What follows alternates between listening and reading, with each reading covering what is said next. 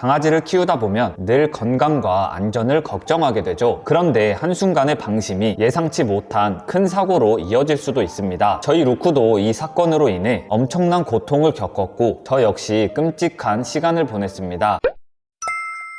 안녕하세요, 루크아빠 훈련사 이성용입니다. 오늘은 정말 중요한 말씀을 드리려고 해요. 한 달 전 저와 루크가 겪었던 사건이고 병원비만 500만 원이 나왔습니다. 이 경험을 공유하는 이유는 구독자님들도 같은 일을 겪지 않길 바라는 마음에서예요. 특히 식욕이 강한 강아지일수록 집중해서 봐주세요. 루크는 평소 식욕이 왕성하고 장난감을 굉장히 좋아하는 아이예요. 특히 공이나 고무 장난감을 가지고 노는 걸 정말 좋아하죠. 어느 날 평소처럼 루크가 장난감을 물고 노는 모습을 보고 저는 별다른 의심 없이 그냥 지나쳤습니다. 그런데 며칠 후 갑자기 가벼운 설사를 하기 시작했어요.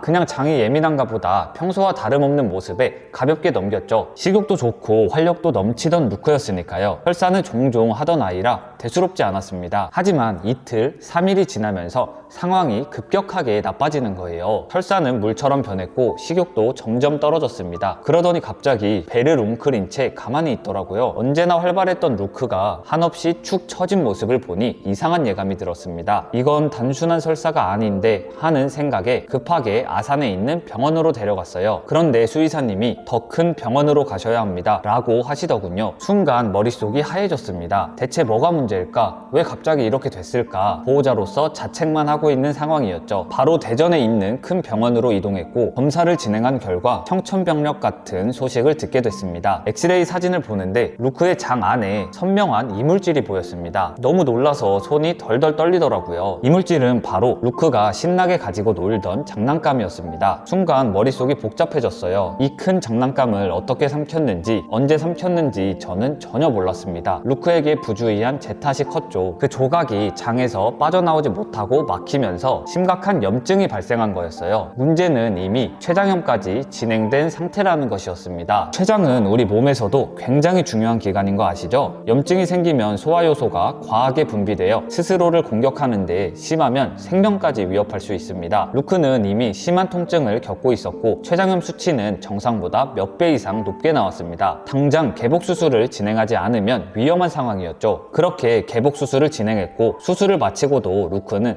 한동안 입원을 해야 했습니다. 췌장염은 치료 과정이 길고 특히 염증 수치가 높을 경우 회복이 더디다고 하더라고요. 병원비는 이미 500만 원 가까이 나왔고 무엇보다 루크가 고통스러워하는 모습을 보는 게 가장 힘들었습니다. 루크는 입원 중에도 힘든 시간을 보냈어요. 먹지도 못하고 계속 축 처져 있는 모습을 보니 마음이 아프더라고요. 다행히 치료에 잘 반응하면서 점차 회복했고 일주일 만에 퇴원을 할 수 있었습니다. 췌장염 누구에게나 일어날 수 있습니다. 췌장염에 대해 수의사님께 자세하게 물어보고 저 나름대로 공부를 했는데요. 이 정보들을 여러분들께 전해드리겠습니다. 루크의 경우 장난감 삼킴이 원인이었지만 췌장염은 다양한 요인으로 발생할 수 있습니다. 특히 사람 음식이 가장 위험한데요. 삼겹살, 사람용 치즈, 튀긴 음식, 기름진 음식 이런 것들은 췌장에 엄청난 부담을 주고 염증을 유발할 수 있습니다. 특히 비만이 있는 강아지들은 더욱 취약해요. 이미 췌장에 부담이 큰 상태에서 지방이 많은 음식을 섭취하면 췌장이 과도하게 자극받아 심각한 염증이 발생할 위험이 커집니다. 그래서 평소 식단 관리가 정말 중요해요. 고지방 음식 피하기, 균형 잡힌 사료급여, 식단을 바꿀 땐 천천히 적응시키기 이런 기본적인 관리만 잘해도 췌장 건강을 지킬 수 있습니다. 췌장염은 초기 대응이 가장 중요해요. 다음과 같은 증상이 나타나면 당장 병원에 가보세요. 반복되는 구토, 물처럼 묽은 설사, 식욕 저하, 배를 웅크리고 있거나 만지면 싫어하는 경우, 췌장염이 심해지면 생명을 위협할 수도 있습니다. 조금이라도 이상한 낌새가 보인다면 절대 방치하지 말고 바로 병원에서 검사를 받아보세요. 이번 일을 겪으면서 저는 작은 실수가 큰 사고로 이어질 수 있구나 라는 걸 뼈저리게 깨달았습니다. 강아지는 말을 하지 못해요. 아픈 걸 참고 버티다가 증상이 심해지고 나서야 보호자가 알아차리는 경우가 많죠. 그래서 우리가 더 주의해야 합니다. 저는 루크를 통해 배운 이 경험을 많은 보호자님들과 같이 공유하고 싶어요. 사소한 실수가 반려견의 목숨을 위협할 수도 있습니다. 우리 소중한 반려견을 위해 꼭 예방해주세요. 영상이 도움되셨다면 구독과 좋아요 부탁드릴게요.